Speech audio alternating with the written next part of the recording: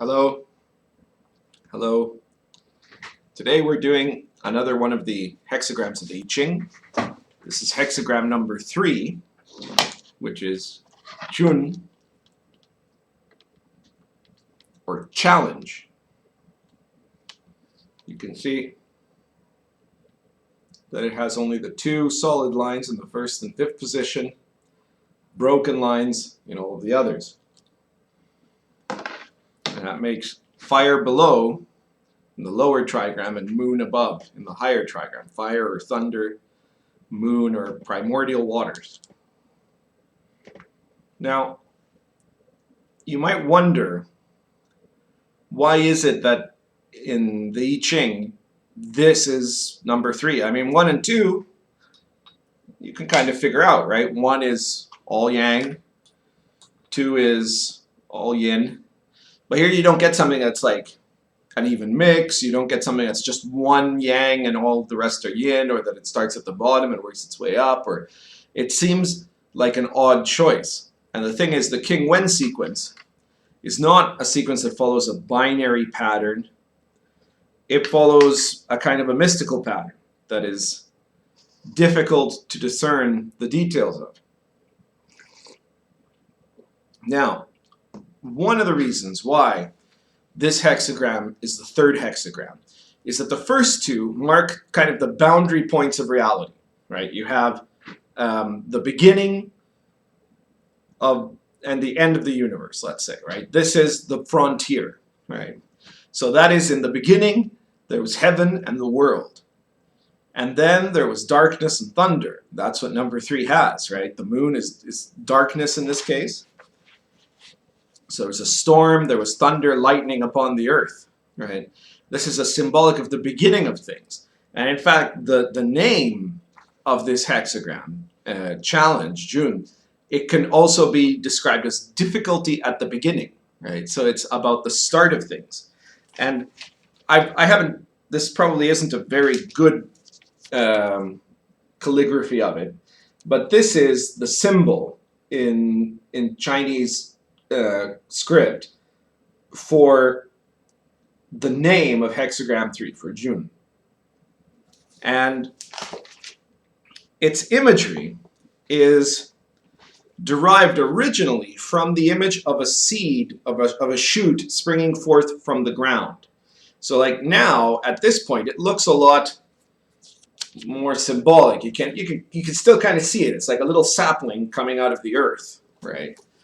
In earlier interpretations of the same image, like the earlier versions of it, this was even more obvious, right? It was an image that was very clearly the image of a sapling coming out of the ground. It was more like this, right? What we see down here. So this, by the way, The Magician's I Ching. Please purchase it on Amazon if you haven't yet, or from Aeon Books or Karnak. So this is about a sapling coming out of the ground. It's about the process of conception, the very beginning of things, the birth, right? That's why this is the 3rd hexagram. You start with heaven and the world, and then after you have to have, well, the beginning of things, right? If all you have, Confucius once said, if all you have is the 1st and 2nd hexagram, the 1st and 2nd hexagram describe all things under heaven, but if all you have is them, then there's nothing that brings them together, right? And all of the other hexagrams depend on those 2. They're all steps, intermediate steps between hexagram 1 and hexagram 2, between yang and yin. But if you have to have those intermediate steps, that's where the phenomena, the 10,000 things, come forward, right? So this is about incubation or incarnation, however you want to call it, right? It's about the beginning of things. And it says, challenge and then gentle success. You have to push on your right path. Do not look for new goals and locales. Consolidate things as they are, right? And the advice to the superior individual is that you have to keep busy putting things in order while waiting for the storm, for the initial storm to subside. In the commentary, it says directly, this hexagram marks the birth of the phenomenal world.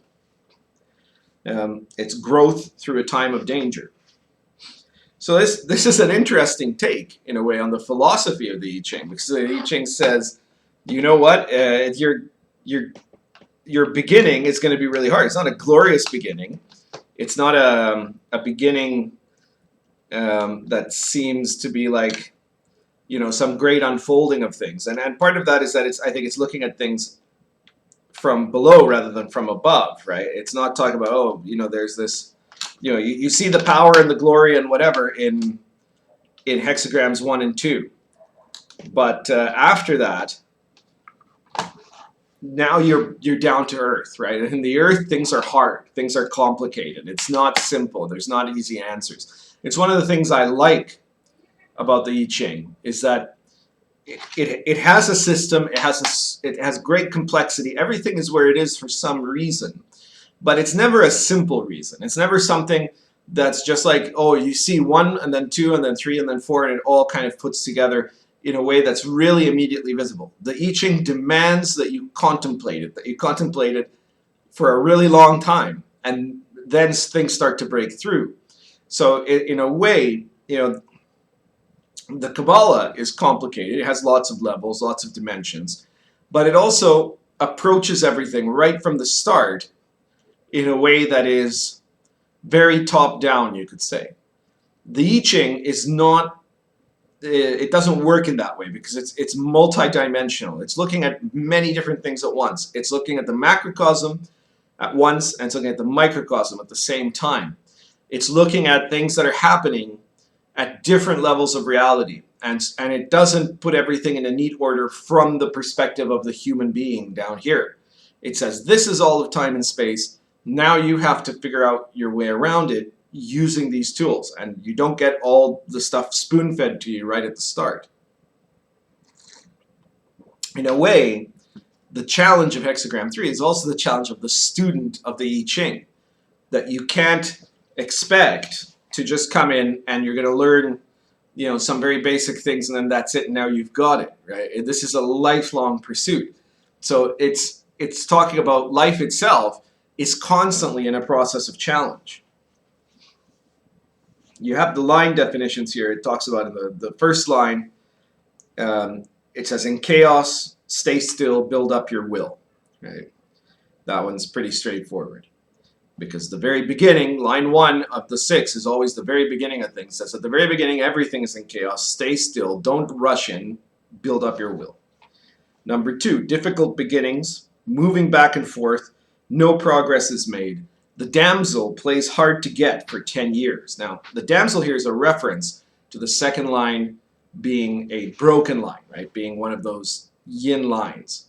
But it's also talking about the imagery, the process of the attempt to reach from courtship to conception, because that is one of the major themes in the third hexagram.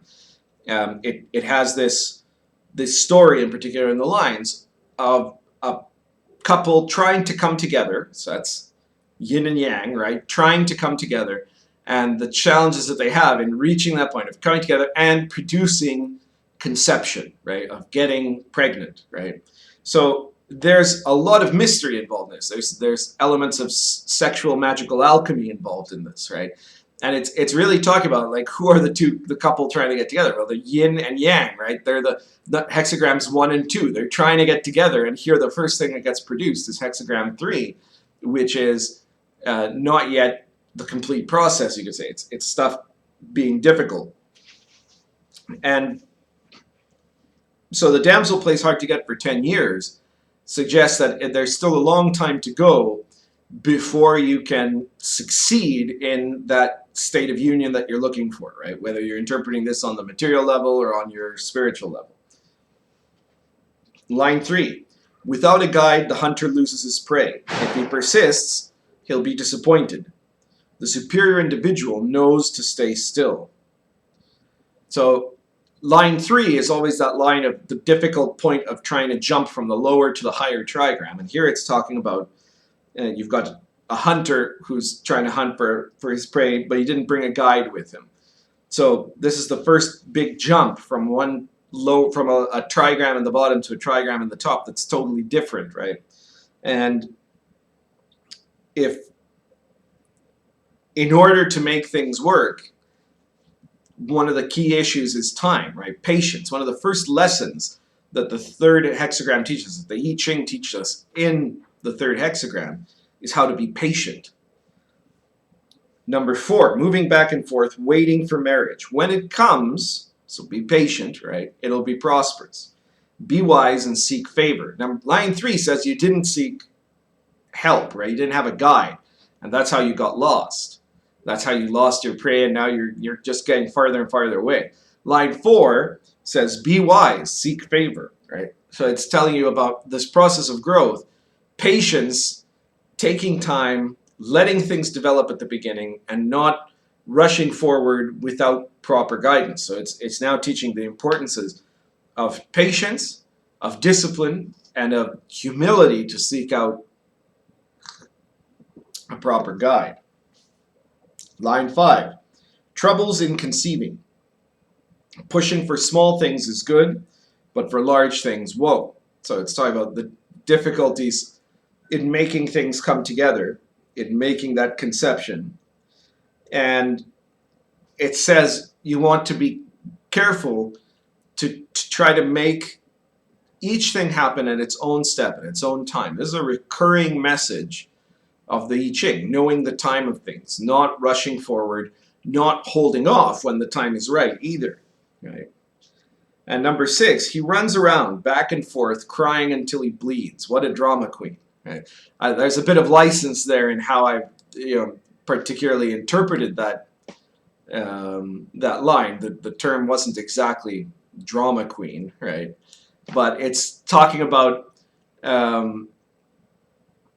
somebody. This is the end of the third hexagram, right? The 6th line is always the one that's kind of apart.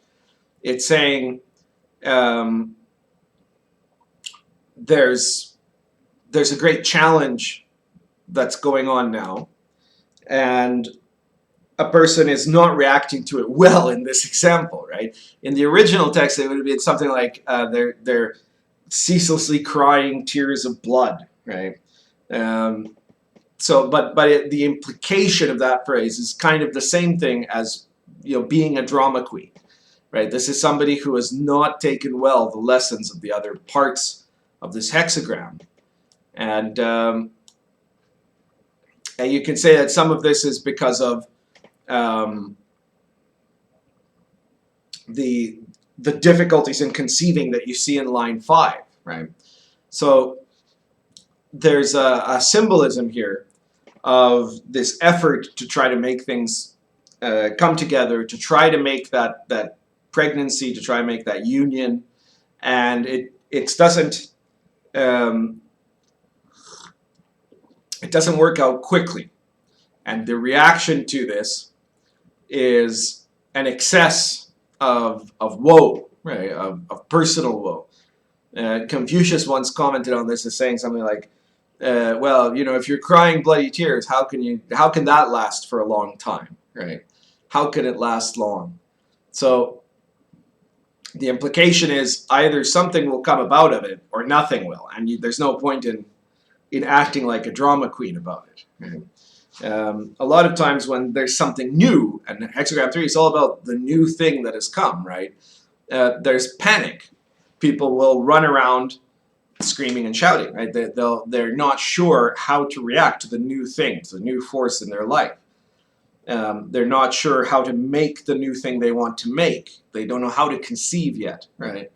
And the ways to handle this are either through discipline, through humility, through seeking guidance, or running around crying bloody tears. And the choice between those two extremes is laid bare in the symbolism of hexagram 3. I think that's it for today. Thank you.